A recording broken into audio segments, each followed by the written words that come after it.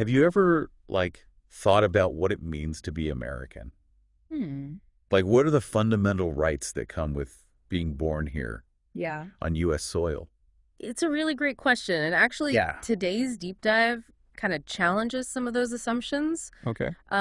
Takes us back to a time when, like, the meaning of American citizenship was, like, fiercely contested. So we're talking about a historical deep dive then. Definitely. Okay. It revolves around this fascinating guy named Wong Kim Ark. Okay. He was a Chinese-American cook born in San Francisco in the 1870s. Okay. And his case, like, it went all the way to the Supreme Court. Wow. And it really shaped our understanding of birthright citizenship. Even today. Even today, yeah. So to get started, like, we need to understand the world he was born into. For sure. Because it was a very different America than what we know now. Oh, yeah, a completely different world for Chinese immigrants in the late 19th century. Yeah. It was a world just full of hostility and discrimination. Can you paint a picture of that for us? Okay, so imagine this. You arrive in this new country, you're seeking opportunity, you're willing to work hard, Mm-hmm. and you contribute significantly to this country's growth. Mm-hmm. Like, for example, Chinese laborers played a crucial role in building the Transcontinental Railroad. Right, connecting the East and West Coasts. Exactly, connecting the East and West Coast. And a lot of people don't realize that. Yeah, it's often overlooked. Mm-hmm. They toiled in the mines, they farmed the land. And yet they face this intense backlash. Huge backlash. Yeah, it's almost like a cruel irony, right? Totally. They helped build this nation, but then they were denied the very rights and privileges. That should have come with that. Exactly. Yeah, So economic downturns always fuel scapegoating. of course. And Chinese immigrants became the target of prejudice and violence. Mhm. They were blamed for job losses depicted as this threat to American values, Even though they were such a tiny... even though they were a tiny fraction of the population. Yeah, it doesn't make sense. It's really irrational when you think about it. Yeah, and that fear-mongering led to some truly horrific incidents, Absolutely. like the 1871 Los Angeles Chinese massacre, Yeah. where a mob lynched 18 Chinese men and boys. It's a chilling example of the kind of violence they face. Horrific. And then just 6 years later, the San Francisco riots erupted, Wow. targeting Chinatown specifically. They were really going after them. Oh, yeah.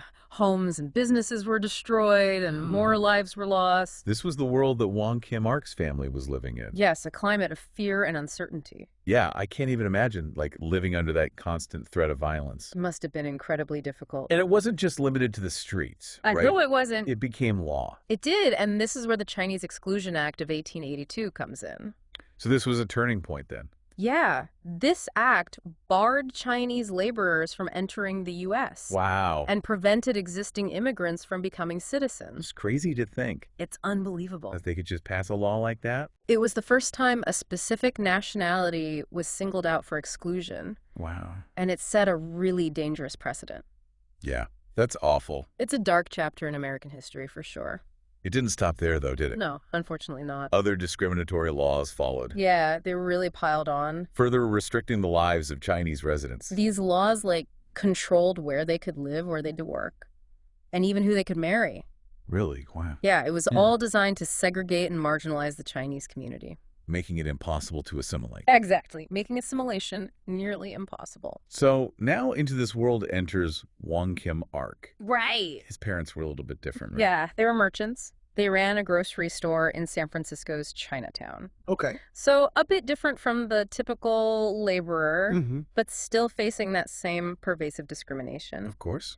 After the 1877 riots, they decided to return to China, Oh, wow. leaving young Wong Kim Ark behind to work and send money back. He was just a kid. Yeah, imagine being an 8-year-old boy, separated from your family, Yeah. thrust into a life of hard labor in this hostile environment. I mean, that's just heartbreaking to think about. It's a really tough story. Yeah, and he started doing what, like as a dishwasher? Yeah, he started as a dishwasher, eventually working his way up to a cook, Okay. first in the mines and then in Chinatown. That's pretty impressive. He had to have a strong work ethic to persevere under those conditions. Yeah, absolutely. And at age 20, he returned to China to find a wife. Okay. Laws in the U.S. at the time made it incredibly difficult for Chinese men to marry. Really? Yeah, so he had to seek a wife back in his family's village. Okay. He married a woman named Yi Shi and started a family, Okay. but he couldn't stay in China. So he had to go back and forth. Yeah, he was constantly going back and forth between the two countries, working to support his family in China. all while navigating this precarious situation in the U.S. It was a constant struggle living with that uncertainty. And then 1895 comes around.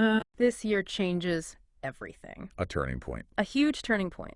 Wong Kim Ark was returning to San Francisco after visiting his family in China, Okay. a trip he had made several times before. So this was routine for him? This was normal for him, but this time something was different. Oh. As his steamship, the Coptic, pulled into port, a U.S. customs agent detained him, They wouldn't let him off. refusing to let him disembark. Wow, can you imagine that? It's shocking. The confusion. Yeah, he had proof he was born in San Francisco. I mean, how could they Right. even deny him? He even carried a certificate of identity with white witnesses vouching for his birth in the U.S. And they still said no. But the government was looking for a test case? Oh, so they were making an example out of him. Exactly, a way to challenge birthright citizenship, particularly targeting Chinese Americans. Wow. And Wong Kim Ark, standing there on that ship Yeah. with the city he called home just a few miles away, Oh, man. became their pawn in this much larger battle. So he was trapped. Totally trapped. Stuck between these two worlds. Yeah, facing the very real possibility of being denied entry to the land of his birth. That's terrifying. It's a really scary situation to be in. Yeah, absolutely. You might think like Wong Kim Ark was alone in this fight, like facing the full force of the U.S. government. Well, it sounds like a David and Goliath situation for sure. It really was, but that's where you'd be wrong. Yeah. The Chinese community saw this injustice and they rallied behind him. So they weren't going to let him just be a pawn in this game. Absolutely not. They recognized that his case had implications far beyond just one man. Right. It could impact so many others. Exactly. And that's where the Chinese Six Companies come in. Okay. These were powerful merchant associations that often acted as advocates for Chinese immigrants. So they were like a voice for the community. Yeah, exactly. They Yeah. were a powerful force, and they stepped up to help Wong Kim Ark. That's great to hear. They hired a skilled lawyer named Thomas Riordan Okay. to fight for Wong Kim Ark's right to return home. So they were really committed to this. Oh, yeah. They saw this as a fight for their whole community. And what did Riordan do? Well, he filed a writ of habeas corpus. Okay, I've heard of that, but I don't really know what it means. It basically argues that someone is being unlawfully detained. Okay, so like they're being held against their will. Exactly. And this legal maneuver landed Wong Kim Ark's case in the California District Court. Okay, so it was moving up the legal ladder. It was. And this is where the legal battle gets really fascinating. Okay. Because the 14th Amendment takes center stage. Okay, I know that's a big one. This is huge. The 14th Amendment was ratified after the Civil War, Right. and its purpose was to ensure equal protection under the law for all citizens. Including formerly enslaved people. Exactly. It was meant to expand rights and protections. But the government was trying to use it to deny citizenship. That's the irony of it all. Yeah, that's unbelievable. The 14th Amendment Citizenship Clause states that all persons born or naturalized in the United States and subject to the jurisdiction thereof are citizens of the United States. Okay, I see where this is going. And that phrase, subject to the jurisdiction thereof, became the battleground. So both sides were interpreting it differently. Absolutely. So what were the arguments on each side? Well, the government, represented by lawyer Holmes Conrad, What? argued that Wong Kim Ark wasn't truly under U.S. jurisdiction Okay, why? because his parents were loyal to the Emperor of China. So they were saying his birthright could be negated by his parents' origin. Precisely, even though he was born on U.S. soil. It just seems like they were trying to find a way to exclude him. Oh, yeah, it's a twisted interpretation of an amendment designed to guarantee equal protection. Yeah, it's like they were trying to create a loophole to exclude certain groups of people based on their ancestry. And it gets even crazier. What do you mean? Conrad even argued that the 14th Amendment itself was unconstitutional. What? Yeah, because southern states had been coerced into ratifying it. So they were trying to invalidate an entire amendment. They were pulling out all the stops to deny Wong Kim Ark his citizenship. Wow. So what did his lawyers do? His legal team was led by Maxwell Everts and J. Hubley Ashton. Okay. These were accomplished lawyers who deeply believed in the ideals of racial equality. So they had a strong moral foundation. Absolutely. They had a strong legal and moral foundation to stand on. So what arguments could they make? They emphasized the long history of birthright citizenship Okay. in both American and English common law, arguing that it was a fundamental principle that shouldn't be easily overturned. That makes sense. They also highlighted the potential chaos that would ensue if the court ruled against Wong Kim-ark. So they were thinking about the bigger picture. Exactly. They were saying stripping birthright citizenship wouldn't just impact Chinese Americans. So it would have massive repercussions for anyone born in the U.S. to immigrant parents. Right. A huge portion of the population. Yeah, that's a really good point. And they drove that point home, reminding the court that to rule against Wong Kim-ark would be to undermine the citizenship of potentially millions. Including many of European descent. Precisely, they were playing on the court's own anxieties about disrupting the social order. That's smart. It was a brilliant tactic. So what happened to the district court side with Wong Kim-ark? The court ruled in his favor, Wow, that's great. declaring him a citizen and ordering his release. But it was a short-lived victory. Of course, the government appealed the decision. They weren't giving up. No, they were determined to have the final say. So this is going all the way to the Supreme Court. Highest court in the land. Wow, the stakes are getting higher. Incredibly high, not just for Wong Kim-ark. But for the very future of birthright citizenship in America. Exactly. This case had the potential to change everything. So after a year, waiting. Yeah, a whole year. What happened? The Supreme Court finally reached a decision. What did they say? On March 28, 1898, the court delivered its ruling Right. in a 6-2 decision. Wow, so it was pretty decisive. They sided with Wong Kim-ark, Wow. affirming his birthright citizenship. So he won. You You won. That's huge. It was a huge victory. For him and for everybody else. Not just for him, but for the very principle of birthright citizenship in America. So what was the reasoning? What was behind their decision? Yeah. Justice Horace Gray, he wrote for the majority, Okay. and he declared that the 14th Amendment Citizenship Clause applied to all persons born on U.S. soil, Regardless of their parents' nationality. regardless of their parents' nationality. Exactly. So they just threw out that whole argument. They rejected the government's narrow interpretation of jurisdiction thereof, Okay. emphasizing that to rule otherwise would create chaos Yeah. and strip countless Americans of their citizenship. And not just Chinese Americans. Right. It would have had massive repercussions. So it's fascinating how this case centered on this one little phrase in the Constitution. Yeah, just a few words. But the implications were huge. They were enormous. It really highlights how crucial legal interpretation is. Oh, absolutely. And how much power the Supreme Court has in shaping the meaning of our fundamental rights.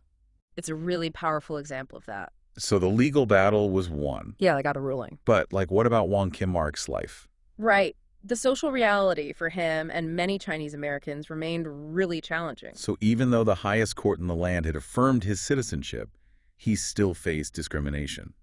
Sadly, yes. Despite the Supreme Court ruling, he constantly had to prove his citizenship. Are you serious? Yeah, it's crazy, right? So he still wasn't really treated as a citizen? No, he was constantly under suspicion. Wow. And this is after the Supreme Court case. Just a few years after his victory, he was arrested in El Paso, Texas, What? accused of being an illegal immigrant. That's unbelievable. He had to go through that ordeal all over again. It took months and a hefty $300 bond, which is over $10,000 today, Wow. before he could finally convince the authorities that he was indeed the Wong Kim-ark, The guy who secured birthright citizenship for everyone. the man who won the Supreme Court case. Yeah, it's just crazy to think about. It's a stark reminder that legal victories don't always translate to lived equality. Yeah, the prejudice against Chinese Americans ran deep. Yeah, it couldn't be erased by a single court decision, no matter how significant. And Wong Kim-ark's life is a testament to that. He continued to live and work in the U.S., Okay. but he lived with this constant fear of being detained or deported. Can you imagine? He meticulously documented every trip he took, fearing he wouldn't be allowed back into the country. That's just constant anxiety. That's a heavy burden to carry. It makes you think about the emotional toll that takes. Right, the constant anxiety of being uprooted from your life, Yeah. simply because of your ethnicity. It's a powerful reminder of how discrimination can just permeate every aspect of a person's existence. It really can. It's not just about laws, it's about how people are treated. And it wasn't just him. No, his victory didn't shield other Chinese Americans from discrimination. They continued to face hardship. Yeah, for decades to come. So what happened to Wong Kim-ark? Did he stay in the U.S.? He eventually returned to China in 1931 to be with his family, Oh, wow. and he never returned to the U.S. It's kind of a sad ending. It's bittersweet. He fought so hard for his right to be here, but the constant struggle against discrimination took its toll. It makes you wonder, like, what might have been different? Yeah, what if he had been welcomed and accepted as a true American citizen? Yeah. If he hadn't faced that relentless prejudice. It's a poignant thought. But even though he left the U.S., his legacy lives on, Absolutely. His case set a precedent that has resonated through generations. protecting the rights of so many people. Countless individuals born in the U.S. have benefited from his fight. It's inspiring to think about the ripple effects of his courage. Yeah, and his perseverance. His fight over a century ago continues to impact the lives of people today. His story didn't end in 1931. It's still unfolding. It continues to unfold in the lives of every American who benefits from the right to birthright citizenship, And his story continues to inspire, especially his descendants. like his great-granddaughter. Sandra, Okay. She only learned about her family history by chance. really? Yeah, at her father's funeral. Wow. Imagine discovering that connection to history. That's such a difficult time. It must have been overwhelming. She felt this immediate connection to her great-grandfather's story. I bet. She dove into research, uncovering the details of his fight and his impact. I mean, what a legacy to uncover. She speaks with immense pride about his courage and determination, How he stood up for his rights. not just for himself, but for all those who came after him. So what can we learn from Wong Kim Ark's story?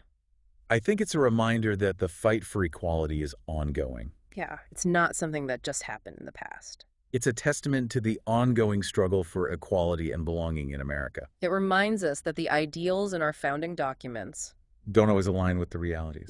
faced by marginalized communities, It's a powerful call to action to challenge injustice and continue the fight. for a more inclusive America. So Wong Kim Ark's fight It's not just a historical footnote. It's a reflection of the ongoing struggle for equality and a testament to the power of resilience. in the face of adversity. And his story isn't over. It continues with each generation That embraces the promise of America. and fights for a future where everyone is truly equal. If you want to learn more about Wong Kim Ark's story, Definitely check out the full NPR Throughline episode. it's a great resource. It provides even more context and details about this pivotal moment in American history. And for more deep dives into fascinating topics, remember to subscribe to The Deep Dive. It's your shortcut to being well-informed. Until next time, keep exploring, keep questioning, and keep diving deeper into the world around you.